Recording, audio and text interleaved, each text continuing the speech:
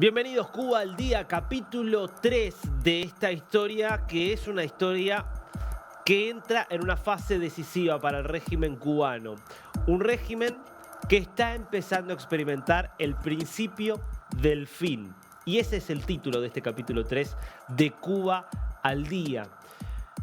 La revista Time lo graficó y lo ilustró con la notable simpleza y eficacia que tienen en general sus tapas. Es la próxima ficha del dominó. Cuba espera el juego final de Donald Trump. Bueno, la jugada de Trump ya la conocemos. La decisión está tomada.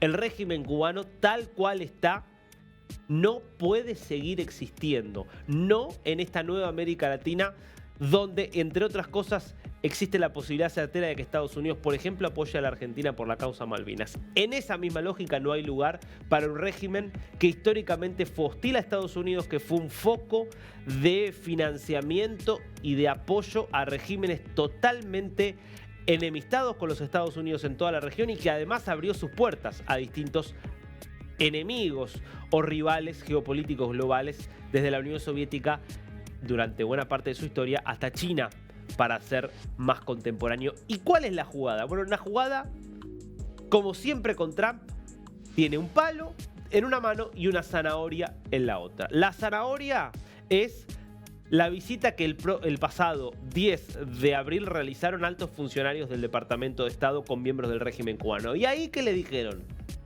Le dijeron, tienen que hacer reformas. Si hacen reformas importantes a nivel político, si entre otras cosas lo sacan a Díaz-Canel, si liberan a los presos políticos, bueno, entonces habrá alguna posibilidad de que tal vez podamos negociar y que aceptar que se queden algunos elementos del régimen mientras comienza la transición, como lo estamos haciendo en Venezuela con Delcy Rodríguez. Ahora, si no acceden a hacer esas reformas, lo que se viene es la guerra. Lo que se viene es la vía de una operación militar. Y esa operación militar comenzó esta semana. Entre otras cosas porque lo que decidió el régimen cubano, lo que decidió finalmente la familia Castro, al menos por ahora, es resistir. Bajo una premisa. Y es que Trump no se anime a avanzar, que Trump se empantane en Oriente Medio, no pueda salir de Oriente Medio y que pierda las elecciones de medio término antes de avanzar sobre Cuba y que eso lo debilite y le impida, por lo tanto, cumplir con su objetivo de desplazar al régimen cubano.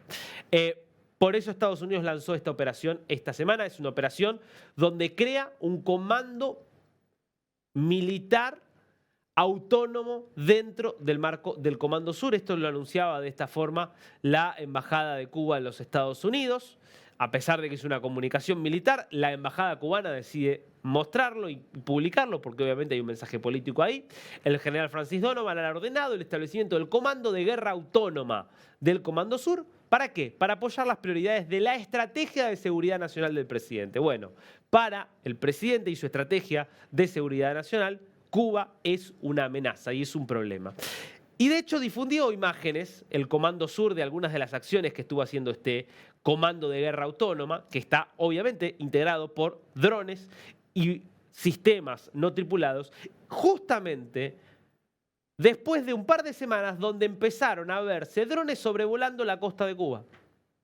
Es decir, esta acción militar ya comenzó con un patrón muy similar a como había empezado la acción militar contra Nicolás Maduro, que terminó durando 4 meses. Empezó un 2 de septiembre con aviones sobrevolando, con la decisión de atacar buques y barcos ligados al narcotráfico que zarpaban de Venezuela. Empezó el 2 de septiembre y terminó 4 meses después, el 3 de enero, con la captura de Nicolás Maduro Moros. Este es el plan, en definitiva, que empieza a verse en Cuba. No sabemos si va a ser con la captura de algún miembro del régimen o de qué forma se va a orquestar esta operación, pero la operación está en marcha. Y el régimen parece decidido, igual que Maduro, a confiarse en que no se va a terminar materializando, en que no va a poder Trump avanzar. Por eso lo ves a Díaz-Canel, que da entrevistas, que se quiere mostrar activo y que incluso apuesta a la propaganda de la más barata. Quiero que lo veas recorriendo un hospital, queriendo insistir en este relato de la Cuba potencia de la salud. Veamos el video y después vemos la publicación.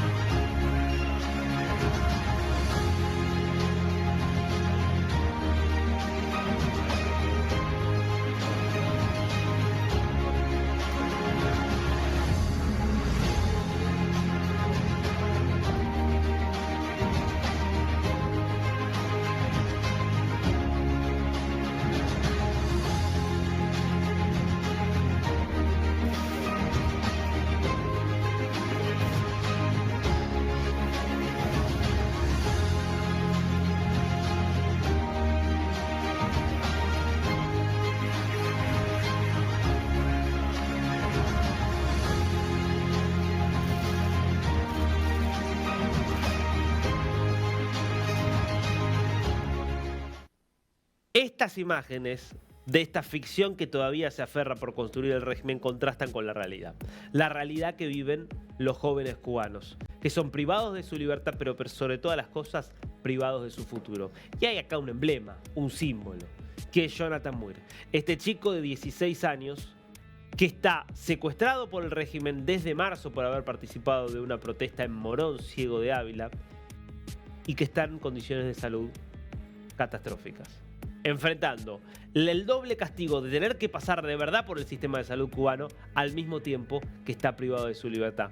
Hay imágenes que nos compartió la familia de Jonathan Muir, que la verdad que las tuvimos que blurear porque son impactantes, del estado de sus manos, del estado de sus brazos, el estado de sus piernas. Jonathan tiene una enfermedad crónica, una enfermedad dermatológica crónica que requiere un tratamiento. Ese tratamiento de por sí se ve afectado por la debacle sanitaria de la isla, que a menos que seas funcionario o hijo de un funcionario o nuera de Fidel Castro, como vamos a ver más adelante, recordando una de las entrevistas y de los testimonios que tuvimos esta semana, quedas privado de todo. Pero encima imagínate si estás preso en una cama llena de chinches, como está contando la familia de Jonathan Muir.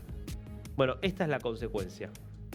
Así están matando de a poco a un niño de 16 años, a un niño de 16 años, acusado de ser más o menos que un terrorista por haber salido con otros jóvenes a reclamar por un futuro que este régimen está decidido a negarles. Bueno, quiero que escuches el testimonio de la hermana de Jonathan Muir conversando con nosotros. Realmente yo desde muy pequeña he tenido que vivir con eso, porque mi papá desde que yo recuerdo, desde que tengo uso razón, pues ha sido así, siempre ha sido la persecución.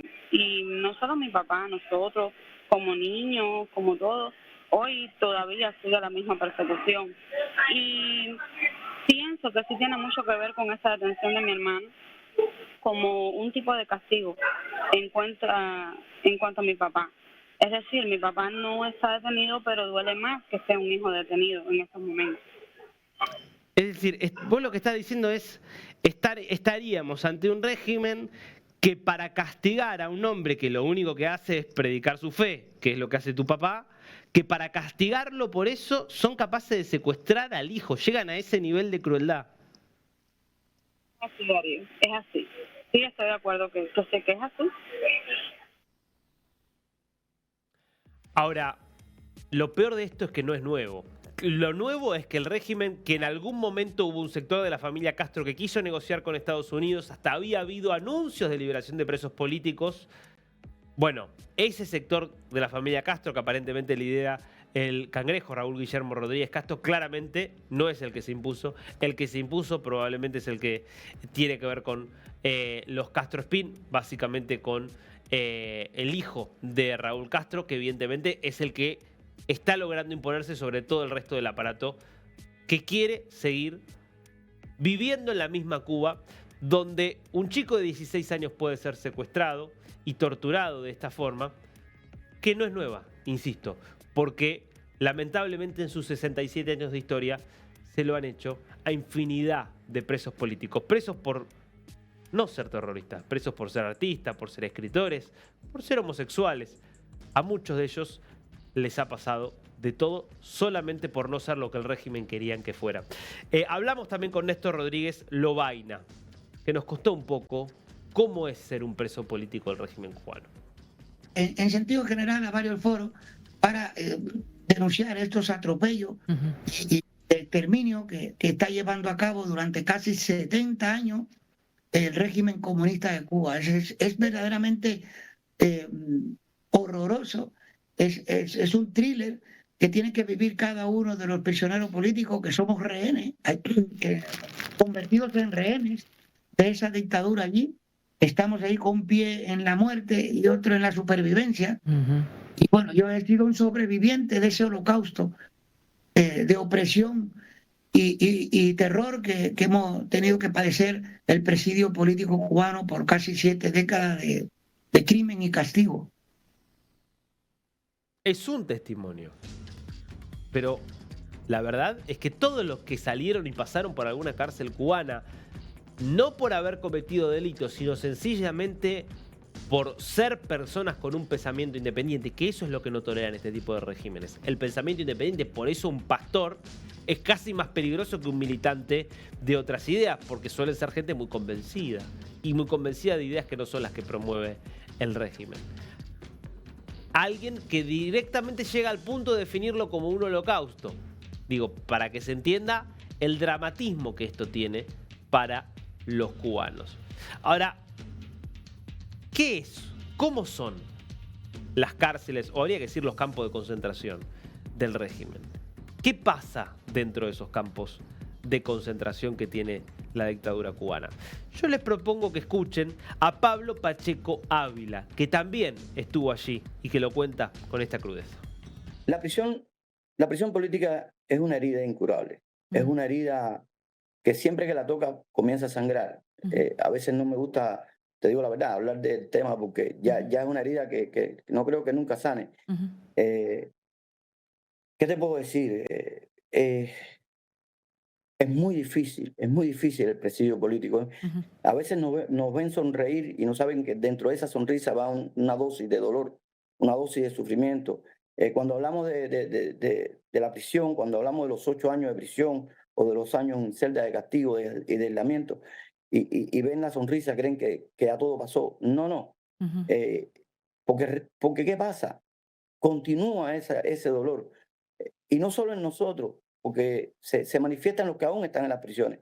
Sentimos lo que están pasando los presos políticos, que los pueden meter en una celda por el motivo que ellos quieran, porque ellos son los dueños del país, ellos son los dueños del sistema y somos muy vulnerables, somos débiles en ese sentido.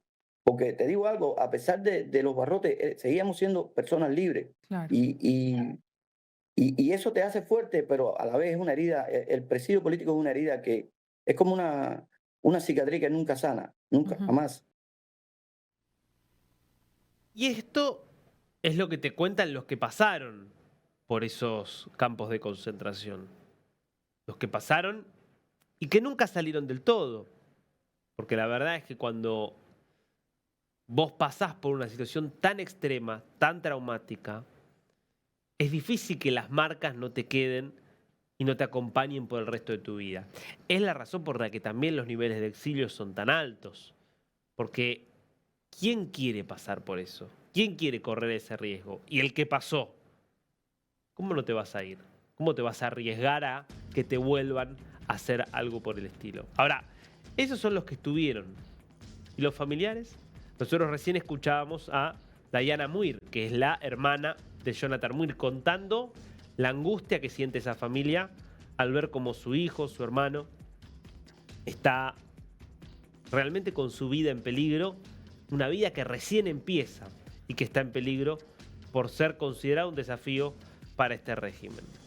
Pero ¿qué pasa con esas mujeres, por ejemplo, que tienen a sus hijos secuestrados y que no saben si van a poder volver a verlos o no saben ¿A quién van a volver a ver?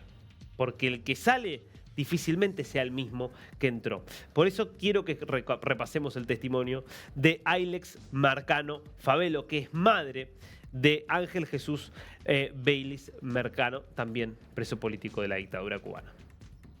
En Cuba hay una situación caótica que todo el mundo conoce, el mundo de forma general tiene conocimiento de la situación real de Cuba y pueden imaginar cómo son las prisiones de Cuba, donde hay condiciones inhumanas de forma general.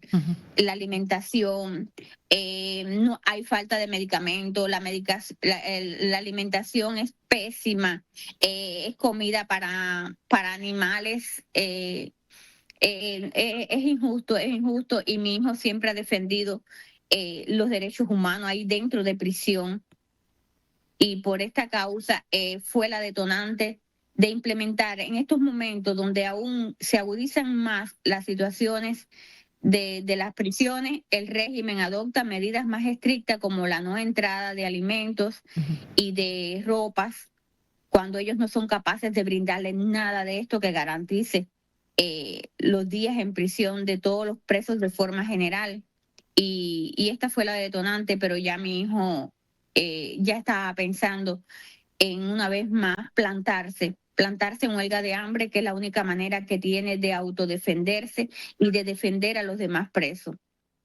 Ahora, ¿por qué si vos tenés una potencia como Estados Unidos que te está ofreciendo frenar un posible ataque a cambio de liberar presos políticos, entre otras reformas, vos no estarías dispuesto a hacerlo?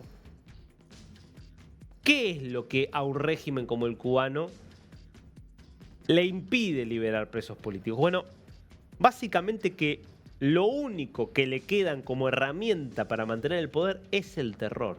El terror no puede fisurarse. Es muy peligroso lo que le pasa a un régimen cuando el terror empieza a perder eficacia, la gente empieza a perder el miedo, porque entonces empieza a derrumbarse todo. Entonces, cada uno de estos presos políticos, cada uno de estos torturados son de alguna forma un mensaje y un recuerdo para todos los cubanos que sí, la están pasando horriblemente mal por el estado desastroso en el que está el país. Pero siempre pueden estar peor, porque es difícil estar peor que un preso político. Esa es la razón por la cual se aferran a esta herramienta, que es la herramienta de terror más fuerte que tienen. Por eso aparecen en estas últimas horas los distintos voceros del régimen, dejando en claro que no va a haber liberación de presos políticos, que por ahora la negociación con los Estados Unidos parece cerrada. En las últimas horas fue el representante ante las Naciones Unidas quien dio una entrevista en los Estados Unidos y que dejó en claro esto mismo. Y es que por ahora no hay ninguna liberación de presos políticos a la vista. Veamos por favor la declaración veamos por favor la declaración del embajador. Tenemos el textual del diplomático, por favor. Ernesto Soberón Guzmán, embajador de Cuba ante la ONU. Los asuntos internos relacionados con los detenidos no están en la mesa de negociación. Este es el mensaje justamente que deja en claro, insisto, que el régimen está apostando por resistir. Esa es la decisión que ha tomado. No a la negociación, sí a la resistencia, a apostar al desgaste de Estados Unidos. Y por eso Díaz-Canel, además de pasear por hospitales que no existen para los cubanos, aparece firmando y juntando firmas en esta especie de declaración que están diciendo en defensa de la soberanía nacional. Mi firma por la patria es más que una firma, es una acción de unidad en defensa de la soberanía nacional contra el acoso y la amenaza imperial. Como nación libre, soberana y dueña única de su destino, Cuba denuncia el intento de asfixia que ha elevado a su más cruel expresión el bloqueo genocida y exige respeto a la libre elección de nuestro sistema político. Bueno, eso es justamente lo que piden los cubanos, que haya libre elección de su sistema político. Lo que pasa es que quienes no le permiten elegir su sistema político no son ninguna potencia extranjera, es el propio régimen quien obtura la posibilidad de que los cubanos elijan su destino, por lo menos a nivel político. Bueno, Esto es lo que, insisto, apuesta el régimen, que Estados Unidos termine cansándose y no avance en esta dirección de un cambio en Cuba. Mientras tanto, la posición de muchos es categórica. Con este régimen no hay ninguna posibilidad. La única forma de que haya un futuro para Cuba es con una intervención militar que saque al régimen cubano. Y en esto están prácticamente de acuerdo todos los activistas. Conversamos con uno, que es Jorge Fernández Armento, que nos decía esto, entre otras cosas. Es triste, es muy triste ver cómo un país donde las instituciones todavía funcionan, a pesar de los intentos de que no sea así, todavía funcionan, todavía existe una oposición fuerte y yo digo que es un sentido común, porque no puede haber en ninguna persona con dos dedos de frente, con sentido, que pueda defender aquello, o que pueda intentar mandarle algo a Cuba en manera disfrazado de solidaridad, cuando eso nunca va a llegar al cubano, eso no llega al cubano. Eso se queda, ellos lo distribuyen a su manera y sabemos que no llega al cubano. Estamos hablando de personas muy cercanas al régimen que sí cuentan con eso, tienen eso en su casa, pero el vecino de al lado que no tiene ese contacto no lo tiene. Se va para los hoteles, que todos son de la dictadura, de la empresa Gaesa, que son ahora sí que los que rigen ese país. Y Díaz-Canel, pobre infeliz en el peor sentido, simplemente está manteniendo ese discurso de que el pueblo está unido, el pueblo no lo quiere, ya no quiere eso, pero el pueblo no tiene la manera, es un pueblo desarmado, no tiene la manera de salir de eso, excepto con la ayuda, en este caso del gobierno de los Estados Unidos, que te digo, haría caridad. En el caso de Cuba, pues Cuba no tiene mucho, lo que tenía lo destruyeron ellos en 67 años y el recurso humano, por así decirlo, pues mucho ha tenido que emigrar, que exiliarse, unos por gusto, otros por obligación, por todos los perseguidos, y hay muchos casos de ese tipo, pero es muy triste, la verdad, ver que de países libres siguen dándole oxígeno a ese régimen. Sería caridad una intervención de Estados Unidos, en esos términos. Lo está planteando un cubano. Entonces, ¿qué le podés decir?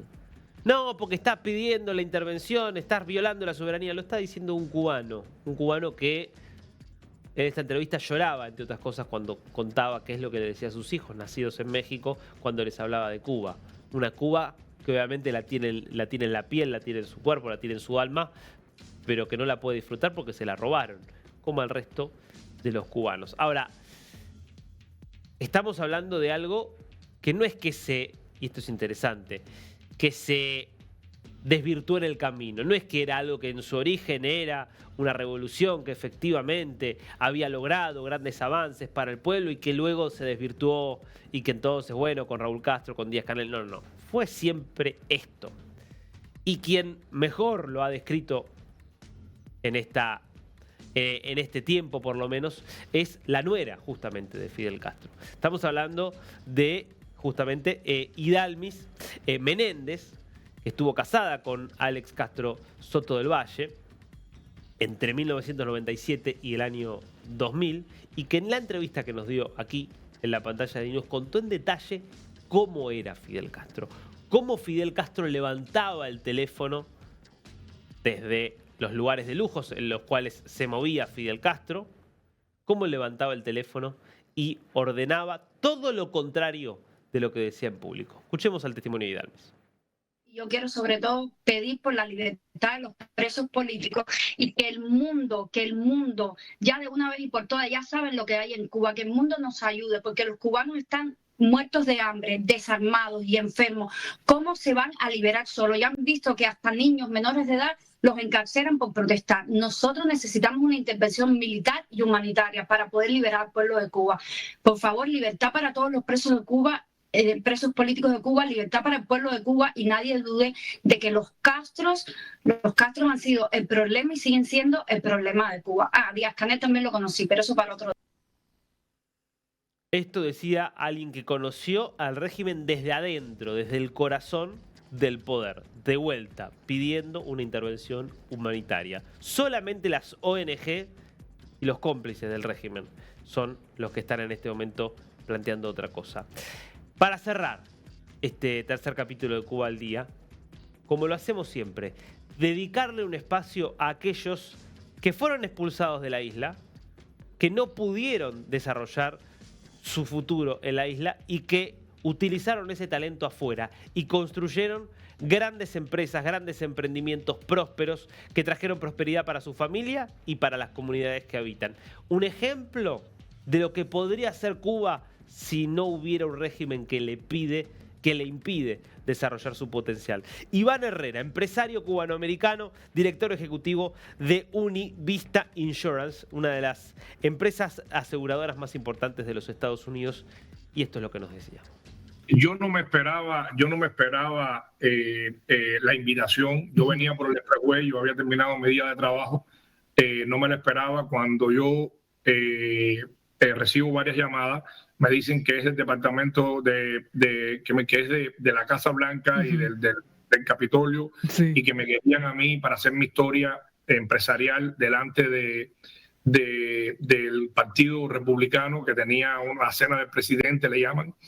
Y entonces yo pensaba que estaban jugando. Yo tengo varios amigos que saben que estoy bien involucrado por la libertad de Cuba y me gusta ayudar las causas justas. Y yo pensaba que era mentira y le colgué el teléfono. Y entonces me vuelven a llamar y mi hija estaba en la otra línea. Le dije, Ivania, mi esposa se llama Ania, yo me llamo Iván, ella se llama Ivania. Le dije, por favor, quédate conmigo en la línea, que hay alguien aquí que me está tomando el pelo. Entonces me dice, no, papá, yo creo que es verdad, están invitándote. Y entonces me tocó hablar delante del Partido Republicano. Ahí estaba el presidente y estaban muchas personalidades, estaba el Speaker of the House, estaban todos los republicanos ahí reunidos, y para mí fue un honor. Aproveché porque estamos también atravesando un momento muy importante y un momento crítico para nuestro pueblo, para nuestra patria, y lejos de tomar todo el tiempo que me dieron para hablar acerca de mi historia, lo dediqué gran parte de ese discurso, de esa conferencia, a explicarle la historia mía, que no es más la que la de un cubano ordinario, un cubano normal, un cubano como muchos que hay, que decidió un día salir y que tuvo que encontrar el éxito a base de trabajo duro en otro país, como muchas historias. Yo creo que esta administración tiene un papel muy importante, gracias al secretario de Estado, que lo conozco personalmente, y al presidente Donald Trump, que también personalmente los conozco. Tenemos la suerte de, por tantos años, de casi 70 años, tener una administración que sí le importa la libertad, sí le importa los derechos humanos, sí le importa la justicia, y yo creo que es ahora el momento de liberar a Cuba, y yo creo que con la ayuda de ellos no me cabe duda de que lo vamos a hacer, y lo vamos a hacer de una manera duradera, de una manera que ese sistema nunca más vuelva a caer en manos de una persona, un caudillo, como cayó, de una dictadura, de un régimen opresor. Y yo creo que tenemos en nuestras manos la posibilidad ahora de ver una Cuba libre y de ver los impresos políticos, esas madres que están sufriendo. Y yo hablo con muchas personas que me rodean, muchas personas que queremos lo mismo, y cualquier día bajo esa dictadura es peor que el día después de que Cuba sea libre. Y esa es la expectativa, por supuesto, que tienen todos los cubanos, o los cubanos que no viven, obviamente, directamente de lo que el régimen les da, o que no son parte del régimen. Una Cuba que le permita a los cubanos desarrollar su potencial. Que no haga, como nos decía justamente uno de todos estos entrevistados que hemos tenido aquí en la pantalla de News, y es que se termina convirtiendo en un régimen que convierte a los propios cubanos muchas veces en delincuentes, en personas que se ven obligadas a robar para subsistir. Bueno, de eso se trata, de que justamente los cubanos puedan desarrollar todo su potencial. Para eso el régimen tiene que caer.